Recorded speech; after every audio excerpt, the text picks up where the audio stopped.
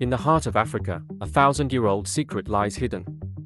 This ancient cave painting depicts hunter-gatherers preparing for their daily hunt. But look closer. What seems like a weapon might just be something entirely different. The bow, a symbol of survival, holds a surprising secret. It's not just for hunting. Imagine a world where the sound of the hunt was not just the twang of a bowstring, but the resonance of a thousand-year-old melody.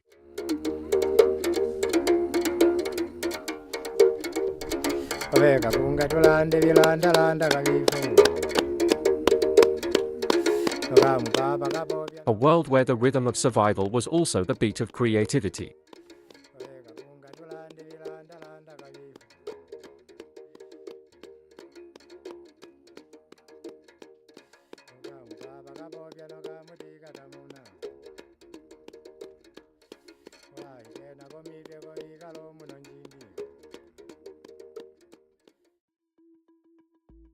The truth is, these ancient bows were not just tools of the hunt, but instruments of music. The Uhadi bow is an ancient, single-stringed musical instrument originating from southern Africa, particularly among the Xhosa people.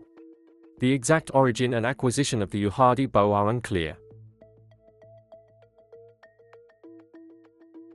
The instrument is not unique to the Xhosa people.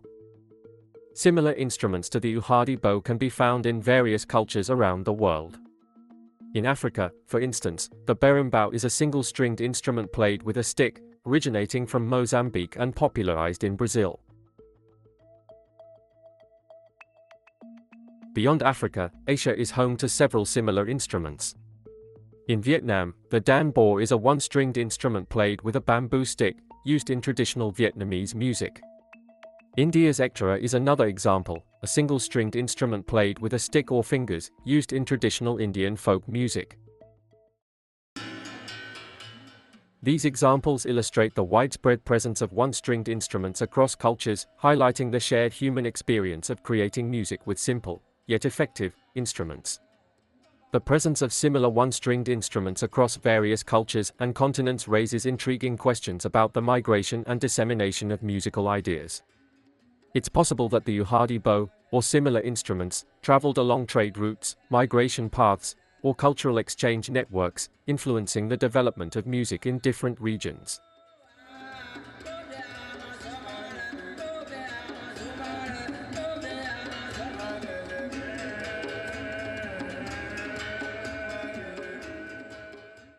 The Silk Road, for example, was a network of ancient trade routes that connected Africa, Asia, and Europe, facilitating the exchange of goods, ideas, and cultural practices.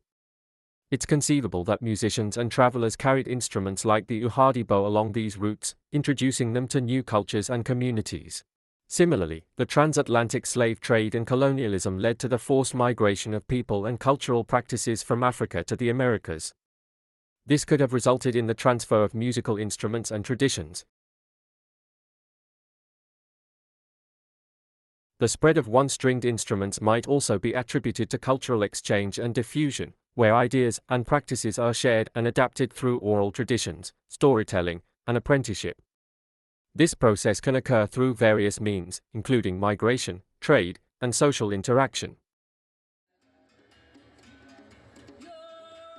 While the exact roots and mechanisms of the Uhadi bow's dissemination are unclear, the presence of similar instruments across cultures suggests a rich and complex history of musical exchange and migration.